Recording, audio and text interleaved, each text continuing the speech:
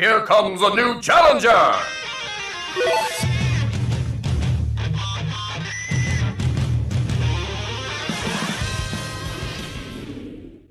Hello everyone, and welcome to a quickie review of manga that I've been reading so far, or have completed, and this one's just gonna be no editing, just Smash gameplay in the background, because if I try putting any other type of gameplay, or rather if I try putting scenes from these series, I could get in trouble, and I don't want to get in trouble with YouTube, you know what I mean? I don't want to have a deleted YouTube channel before it even started.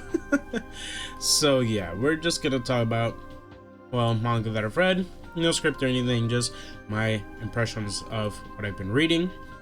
And normally I'd have a gameplay section, but or rather I'd be having something gameplay related, but fortunately my capture card kind of whack right now. It's not really working all too well, so to mitigate that, I've decided, hey, you know what, let me just instead do this video in which I just quickly go over a few that I've been reading, right? So let's get started with the ones I'm just recently starting. That is classic OG Dragon Ball. And well, I say classic OG Dragon Ball because the thing about it is that it's in the original manga, the entire series is just called Dragon Ball, right? From I think from the beginning up until Oob. But in the anime, they decided to separate Dragon Ball as its own separate thing from Dragon Ball Z, considering the tonal shift between the two, and that's perfectly understandable. And I'm not gonna lie to you guys, right now I am enjoying original Dragon Ball, but it's very different from Dragon Ball Z. Oh, what I know is Dragon Ball Z, Dragon Ball GT, or even Dragon Ball Super. It's very, very different. It's mainly a comedic manga. There's a lot of jokes. It's an adventure manga. There's fighting, of course, but it isn't like, how do I say, like Dragon Ball Z, where there's all these crazy beam stuff happening, and obviously some of that stuff does happen in original Dragon Ball, but it's not as insane as it gets in, like, say, Super or GT or even Z, for instance. I know GT is not a manga, obviously, but I'm just comparing it to what I've already experienced, and I've caught a few glimpses of original Dragon Ball through some of the fights, like Roshi versus Goku, Tien versus Goku, obviously the big one, King Piccolo.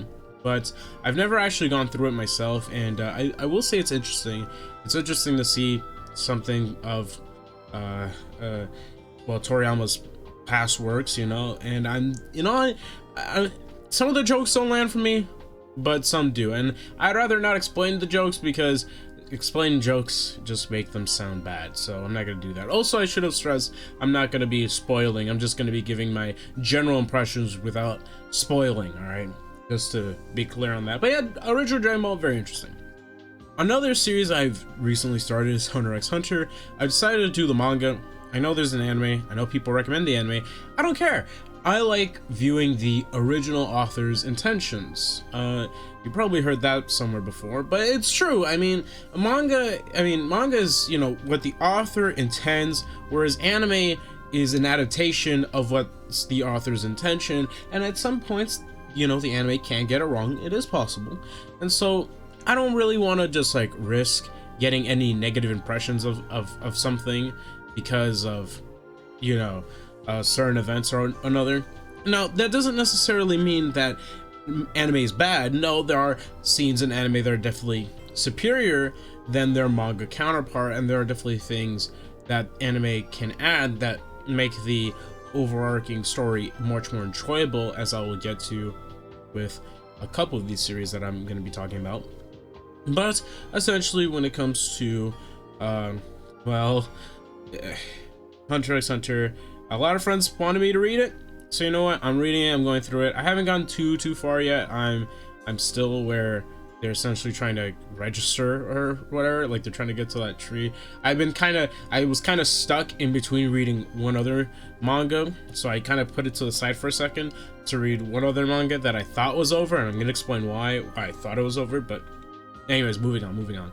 So yeah, HunterXHunter, definitely something I will be going through, and I know of the author's status, so I understand that this series will take a while to make, and I hope that he is in good health someday, because you know, a lot of people enjoy his work, and I would like to see where this story unfolds. Now, moving on, I'm going to be talking about a series that I've essentially caught up with, series that aren't done, but I have caught up with, and two in particular.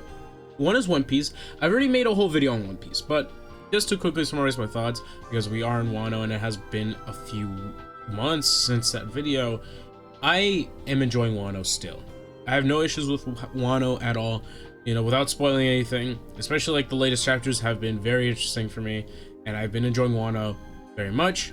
So there you go. That's all I really have to say, but you can watch my One Piece video if you want to know more of my thoughts. Next up was that series that I held back HunterXHunter for, because I thought the series was over and I wanted to read it, was My Hero Academia. So without spoiling anything, there is essentially an event that causes the main protagonist to, I guess, as of right now, temporarily or permanently leave the school, right? I don't want to like say why or what is the reason, but essentially a lot of people took that and titled it "The End of My Hero Academia is Here." And you know, I got clickbaited, and so I'm like, I don't want to watch these videos and spoil myself, you know. So I decided, hey, let me go read the manga. And I read the manga, and I caught up to the manga, and yeah, I got clickbaited hard, huh? What I will say, in my opinion, I don't think My Hero is the greatest thing I've ever read in my life.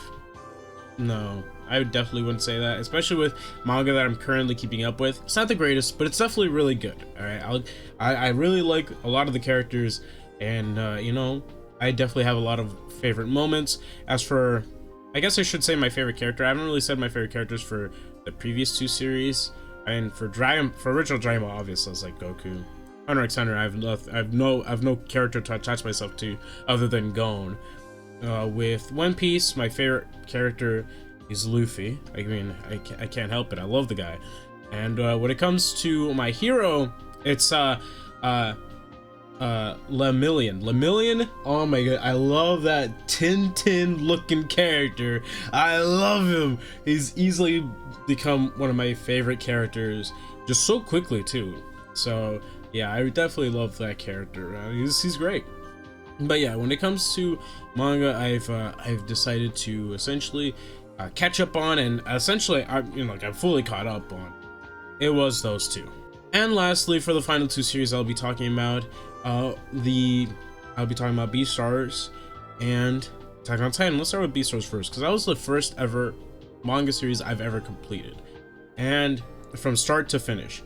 And obviously, like a lot of other people, I was introduced to it because of the Netflix anime. Here's the thing, I'll be honest with you guys, without spoiling anything, the series started off really strong. It started off really strong for me, but once you get to the halfway point where it just sort of focuses on the one character, and you know who I'm talking about, I feel that the series just drags itself through the mud. And then when it's time to like, hey, we gotta do things, all right, we gotta finish things quickly, all right, what do we do?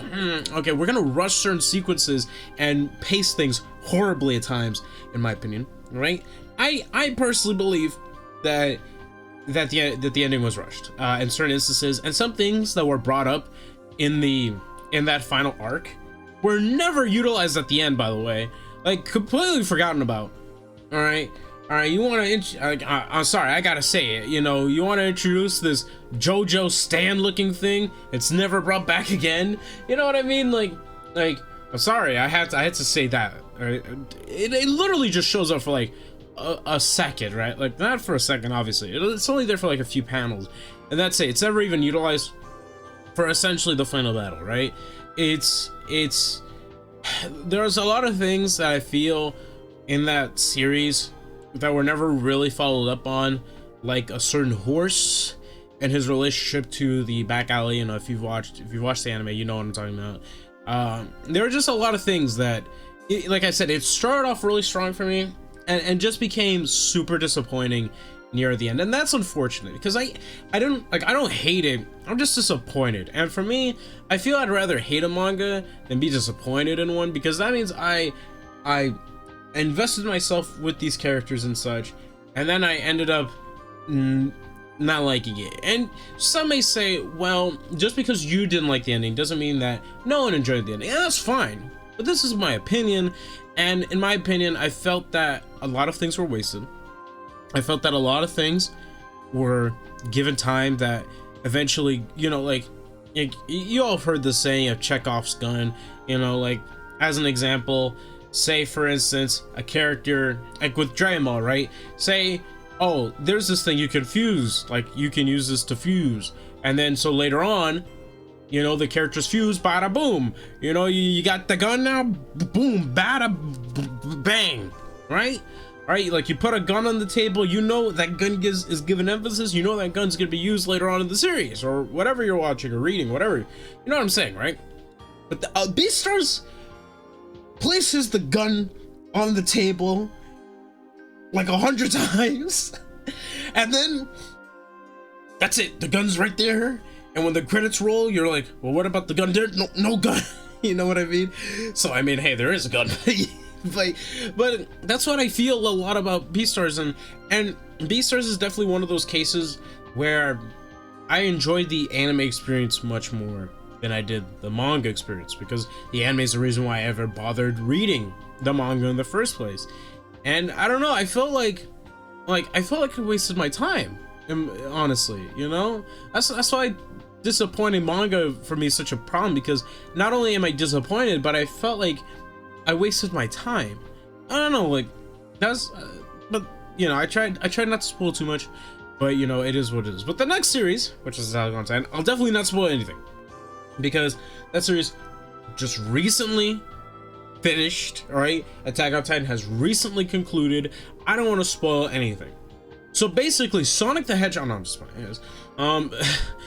Essentially, my personal opinion on Attack on Titan. So I'll give you a quick backstory. I do plan on making a full video on this, but essentially I watched the anime, left Attack on Titan because the season 2 4-year delay, whatever. And so what ended up happening was I forgot about Attack on Titan until I heard, hey, there's gonna be 2 more chapters left, so if you want to get into Attack on Titan, you better do so now. And so I read all of Attack on Titan, the manga, of course. I didn't watch the anime. I decided to read the manga, and I did, and I enjoyed my time with it. Now I know the ending is controversial. I liked it a lot, but maybe that's because I didn't have, you know, I didn't wait every month, because it was monthly. I didn't have to wait every month, so a lot of the details are very much fresh in my mind of the story. And so because of that, I feel like personally I didn't hate the ending. I actually enjoyed what the ending brought, and I liked it. That was me personally. But of course, if you didn't like it, that's perfectly fine. That is your opinion. All right, we can all have our opinions, and I respect yours. All right, because there were definitely things here that was not that great. Like as an example, I hear people compare this to The Last of Us 2. Let me say this: with The Last of Us 2, you could say whether or not you like the story, right? I didn't enjoy the story, but I also didn't enjoy how it was presented. And you know, because you can have an amazing story in concept, but when you actually put it into pages, right, depending on how you present it, it could come off as bad, right? And for me, because of the way I see things with Attack on Titan's ending, is it's definitely one of those, because of how it's made, right, because of how it's paced, because of how it was presented, I could definitely see why a lot of people had issues with the ending. And that's just sort of the thing with Attack on Titan. So again, it's one of those, you gotta like see it yourself type of deals. I'm not, like I said, I'm not gonna spoil anything. What I will say though is that I will be rewatching the series through the anime once the anime, because it's on its final season, but final season part 2 comes out next year in the summer. So what I'm going to be doing is, when that is happening, I'm just going to binge watch the entire series. Obviously, I know of certain things. Like, I decided to rewatch season 1, compare season 1 to certain things that I read in the manga, and there were definitely a lot of changes. In particular, the sequence with Eren and between the, I guess I shouldn't. I mean, I don't know if anyone here is like new to Attack on Titan or hasn't read it, so I'll just say Eren versus the female Titan. Like, the sequence in the manga is very different from the sequence in the anime. So there are definitely things that the anime has added that, in my opinion, has made it a bit more enjoyable. So, this could be one of those times where the anime is just superior to the manga, but that's okay, that's fine. We'll see how it goes. I'm definitely going to be reading and watching and comparing it to what I've read, and I will be reading to compare and see how all of that goes. But with that being said, that's really it.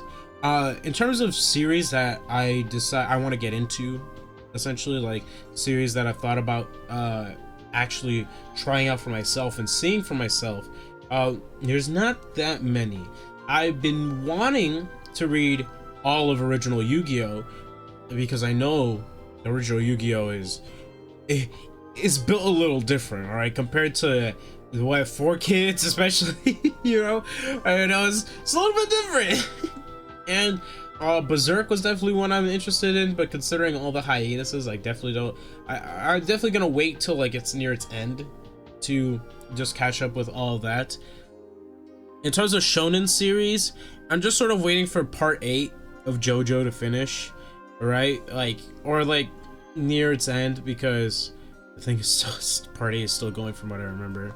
Though I am excited slightly, sort of, for Stone Ocean, not because I'm excited for Stone Ocean, but because I'm excited for Steel Ball Run afterwards.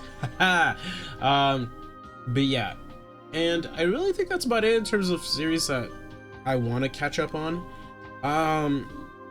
because there's not that many. And in terms of new series, well, hey, that's where I ask you guys, what do you guys think I should read? I think I've been thinking about reading Dr. Slump, because I think that'd be fun to check out, because Dr. Slump is Toriyama's other manga series, and I know he has one more. There's also one called Dai, like D-A-I, which is a Dragon Quest manga. Might check that one out. But definitely leave your suggestions down in the comments below. But yeah, this has been my somewhat quick overview of manga I've read. Sorry. But please, take care of yourself. Have a great day. Hopefully, I get my capture card fixed, and if it doesn't, well, if it doesn't get fixed, luckily I already bought a new one, so even if I can't get my old one to work, at least I got this new one, right? All right, with that being said, I hope you guys take care of yourselves, be safe, take care, let's get to 1,000 before the end of the year, and I hope you have an amazing rest of your week. Peace!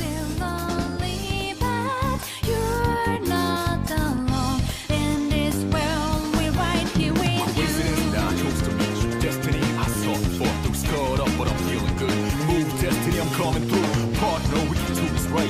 You're the fire.